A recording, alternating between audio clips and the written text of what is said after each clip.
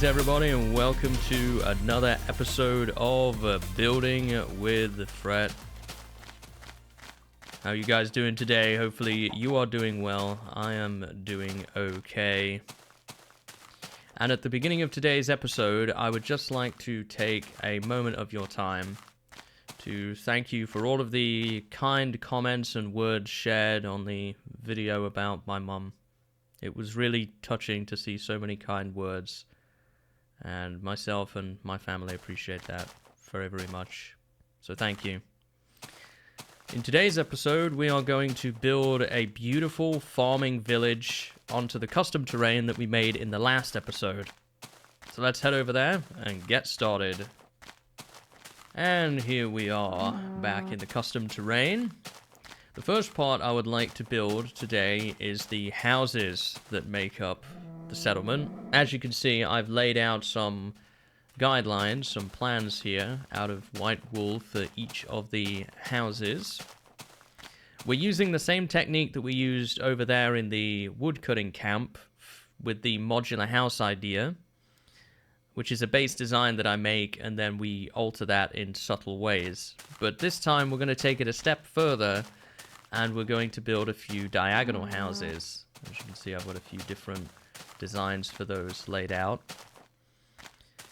And as for block choice for these houses, we're going to do a stone theme this time. Let me come over here to my chest and we can set up a little block palette. So it's going to be predominantly a stone theme. I brought everything we need over here. I'm going to need some of this, and we already have some wood as well. So predominantly the houses themselves are going to be built out of cobblestone and regular stone. We're also going to have some wood planks as the frames for the houses. A little bit of detailing with moss stone. I don't have a lot of that. We also have some leaves for bushes and decorative sections. And for the roof, I'm going to do something a little different this time. An idea that I came up with. I'm sure it's been done before, but I thought it'd be a really cool idea to try. We're going to use wheat to create a thatched roof effect. And I'm going to get some dirt, hoe it, and we're going to plant some seeds in there, let it grow into wheat, and we can create a really cool thatched roof effect. I think that's an interesting idea to change things up. For the windows, we're going to use the door trick again that we've used before, rather than glass, because I think a wooden framed window makes a little bit more sense than just a glass block at the moment.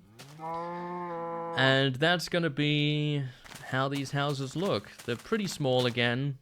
9 by 7 is the predominant size. There are some that are a little bit bigger, but predominantly 9 by 7. And we'll see how this goes. I'm going to get to work on making our first house. And this is the first house that we have put together. I like it. I think it looks pretty good. Got that nice variation there of mossy near the ground where the grass might have reached up, a little bit damp at the bottom. So we get that. Kind of a mixture of cobblestone and regular stone for the walls. I didn't do a gradient here because this building is not big enough to do that. Added a little section on the side, just for a little bit of storage. Put the chimney up there. Obviously, we don't get the full effect yet because the wheat hasn't grown in, but it will. Got some leaves and bushes kind of around the edge here. This is what it looks like from the back. I think it looks pretty cool. Inside, I've done a very basic interior, nothing too crazy, just a wooden floor at the moment and a furnace. We can probably add more to this. But for now, that's pretty good. And that gives you an idea of what these houses in this settlement are going to look like. Now I'm going to work on adding all the other ones.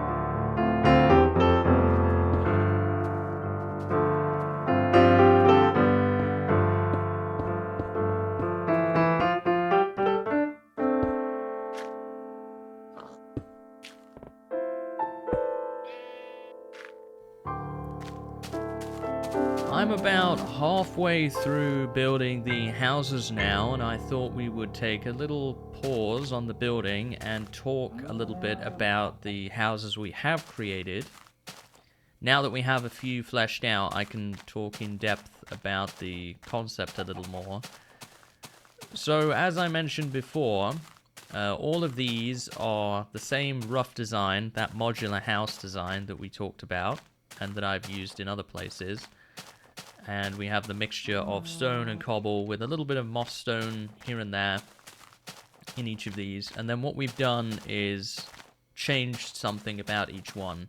So this one, for example, is diagonal. It's got a little storage area on the side.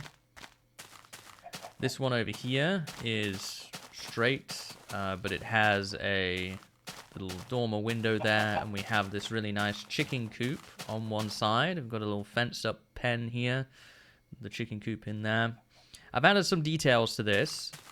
I've added some signs just to make the fence look a little bit worn and like it's, you know, it's in a state of disrepair. The signs look like nailed on bits of wood just to keep it from collapsing.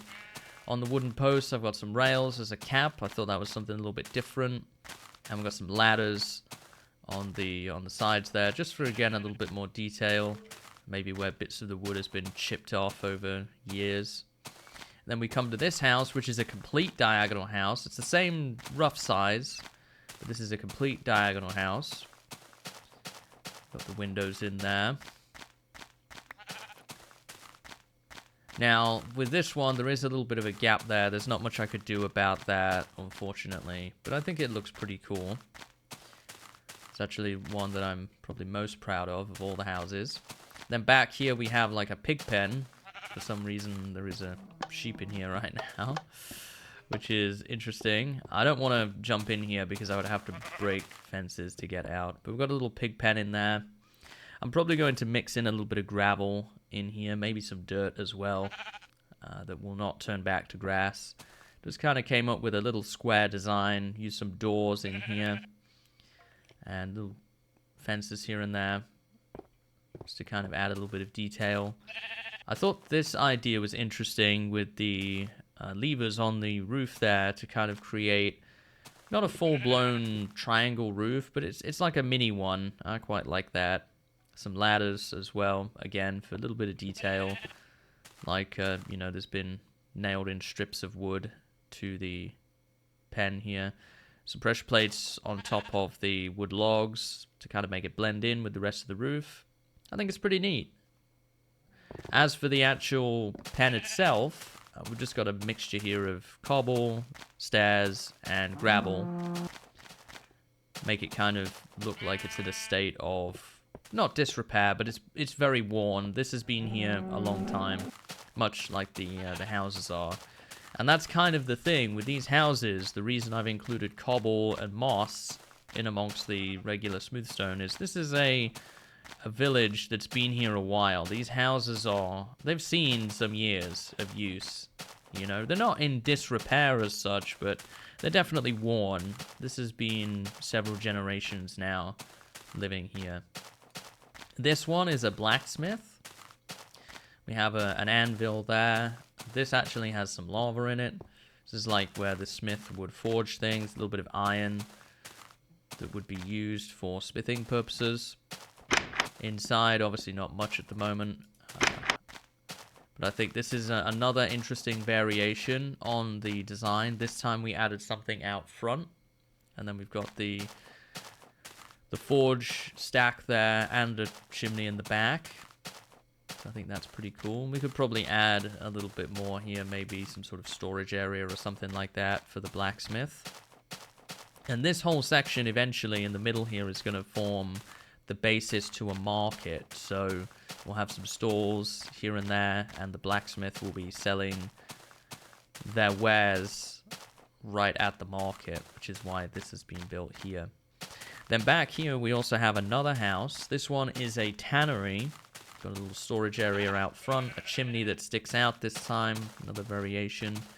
And then we have a section over here, a place where the leathers would be washed and soaked, a little drying rack for them. And again, this is another place where they would collect the leathers and then take them to the market to sell. They would turn them into, you know, cloths and things like that. We might get something going here as well with cloth a little bit. This might be like a dyer's as well as a leather worker's place. I have to see if I can come up with something to add to this. I think that might be interesting. And that's kind of how I've been working on these houses, is just adding a little theme to each one to give it a bit of a purpose beyond just being residential. Some of them are just residential, like this one down here. But in these small medieval communities, what you would find is pretty much everybody in the little village would have some role. They would work on some sort of project, whether that be forging metals, whether that would be leatherworking, you know, sewing, animal raising, crop farming, which we're yet to get to, and so on. Now, it's kind of hard to tell still because the wheat takes a very long time to grow. This is the best example so far, but I really like the thatched roof design. I think it's very different, and it certainly changes it up to the usual cobble wood combinations that we have, and I like it. One thing I'm considering is seeing if we could get some chimney smoke going, maybe with some white wool. Might look quite nice, maybe some glass in there. Possibly iron blocks, but that might get a little expensive. But I just wanted to provide a little update and discuss a little bit about what it is I've been doing. I've added leaves here and there as well, just to add a little bit of extra detail, some little bushes, and so on. I think it's important that the devil is in the details, very much so. Using signs, ladders, rails, and get creative. See what you can come up with. There's a lot of options here. But it needs to be subtle, right? Details are really good when they're subtle, and they make something unique, but they don't completely take over the build entirely. Like, this is still very clearly a house. It's not too busy. It's got a nice bit on the side. Same thing here. And over there too. Sometimes I find it's a little easy to go completely bananas with stairs and slabs, and you don't always want to do that. I think it's better to be subtle with the detail, and you get a lot more out of it. I'm going to go ahead and build the last couple of houses now, and then we will take a look at the finished result with the houses. Still a long way to go in our settlement though. But I thought it would be a good opportunity to just discuss a little bit more about these houses here. The second half of the village houses have been built now, and I've got a few things to share with you regarding details, but first let's take a look at these other houses now. So we have another diagonal house here,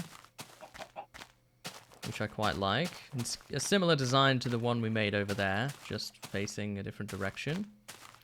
And then up here we have a slightly bigger house.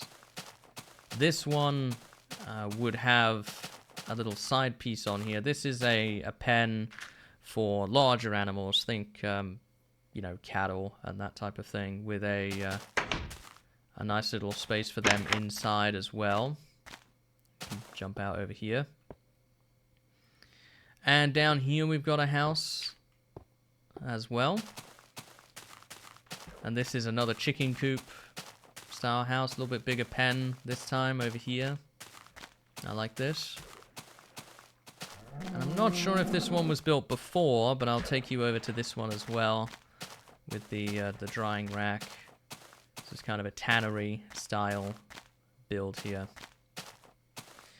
And for now, that is going to be all of the houses for the farming village here. We are going to build some windmills up on the hillside there, and possibly another house as well, but that'll be another time. I wanted to focus a little bit on some details now, and things that you can do in your villages to make them a little bit more interesting. So we have this river here that we built before, and what I've gone ahead and done is I've just added a few little bushes here and there. Nothing too crazy, I've tried this out, and I've placed some reeds underwater here, and I think it looks pretty good. It looks like a seagrass or something that you would see in the bottom of the river. I guess not seagrass, because that would occur in the sea, but you know, there's like little plants and stuff that grow in the bottom of rivers. I'm trying that out. I've only done it in a couple of places. If I like it, I'll add more. I've placed some reeds along the coastlines as well, so I think that's nice. I've also hidden some water, so they don't have to be right next to the river. You can place them elsewhere. Just hide a little bit of water around different levels of your terrain, and it can make a real difference. Just breaks it up a little bit. Over here I've added a simple little wall. Nothing too crazy, just piled up some stones, some leaves around it, and we've added like a little wall there. Speaking of leaves, you will have noticed as we've kind of toured around here that we have a lot of leaves and little bushes just kind of around the houses, just to break it up a little bit. If you're ever in doubt about what to do, add some leaves around it. It'll always make it look better. I've tried to be subtle with it, though. If you go overboard with the leaves, they can look, you know, it can look really overgrown and almost abandoned. And if that's the look you're going for, then great. But in my case, this is a thriving settlement. People live in these houses, so the overgrown look is not something you would see. But I think it's tasteful to add a few here and there. Just very subtle. I've added some flowers around. Little patches of flowers can be really nice. Right here, for example, I've got like a little bit of a path as well up to the chests and the wood and things. The flowers can do a lot for you in different places. As for the path, you will see here that I've started on. This is very similar to the paths that we've built elsewhere. I've shared this technique before. Pretty much just marking it out roughly with block of your choice, wool, cobble, whatever it happens to be. And then connecting the dots with a shovel, digging out a line in the middle. And then you go around the edge, both sides, and you get a path dug out. Then I fill it in with a mixture of cobble, gravel, and mossy cobble. And then as a final pass, I will fill in missing bits with dirt. I'll add some blocks around the sides, you know, cut some bits out of it. And you get a really nice path for this. Very simple to do, nothing too special about it, but it makes a nice little path. Now, the one thing I do want to talk about before it gets dark here is the chimneys. So I came up with this idea while I was working on these houses. What if we had some chimneys that had some smoke coming out of them? And I've done that using a combination of glass, white wool, and stone slabs. I want to kind of get a bit further away here so that you can truly get the effect. We're using the glass as a sort of way to do some shading. We can use glass to with blocks above it to add a layer of shading, so it makes the white wool behind it just a shade darker. Not quite as dark as the slabs are, but it acts as a nice transition. We're getting those gradients going. And if you stand back here, you can really see it, especially on the one back there. There's like different shades to this smoke. So some of the chimneys here have a little bit of smoke coming out of them. It's a way of making the village seem a little bit more alive. And that's something that I would encourage you to think about when designing any builds, really, but particularly villages, settlements, that type of thing, is how can you make this seem alive? You can do that by adding chimneys. You can do that by adding things like carts, you know, make stuff look like it's in motion. You can do a lot of different things, in many cases very subtle things, just to make it feel like it's a little bit more alive. Having pens with animals in, you know, there's a lot of options here. But I did just want to share that with you. The technique to do so is very, very simple. I've just started pretty much diagonally from where the chimney ends. And I've got some white wool. I've typically put the slabs at the bottom, try to create some random shapes, and then I've just placed some glass, normally with wool above it, to just create this shading. And then I've kind of gone diagonal, moving forwards, and thinned them out a little bit each time. It's important if you do multiple chimneys like I have, for it to make sense. You want to have them all face in the same direction. That indicates wind wind direction. So in this case, the wind is blowing this way. You can also think a little bit about sunlight as well, and how the sunlight might reflect on this. Which, in my case, the sun at the moment is setting over here. It doesn't matter too much for this. On larger builds, it would matter more. But you get this really cool effect here by just combining the glass, the white wool, and the slabs. And it just adds that extra layer of life to it. You could also add life by adding lights inside buildings, so at nighttime it looks like this thing's going on. There's definitely more that we will get into in the coming episodes to add a little bit more life to our settlements. But I think that's a good start. And I think that's where our episode today is going to end. We still have a lot more I would like to do in this village. We aren't anywhere close to being done yet. I do want to add some windmills up on the hill there. I want to add a little marketplace in this section. We're going to add some bridges to connect the different parts of the village together. We'll do more detailing around the river as well. And of course, this is a farming village, and there's no farms. So we definitely want to add some farms as well. We're going to add some lovely wheat fields to really bring all of this together. All of this empty space right now will be filled eventually. But I think that's a really, really good start with this. One quick thing to mention on the chimneys. Mobs will be able to spawn on these. I wouldn't worry about it too much. If you have ways around it, then definitely use them, but I wouldn't worry about it too much. The chances of a mob spawning on it is pretty low, and even if they do, they're probably just going to fall off. You're probably going to see them coming. Just be aware of that. But yes, good progress made today. We've got some lovely houses now. Our farming village is beginning to take shape. It's nighttime, so I'm going to try and avoid being shot at by skeletons and eaten by zombies and go inside here. With interiors, I've just got very, very basic interiors right now. Just some wooden floors and things. Nothing too crazy. Got those doors here for the window trick.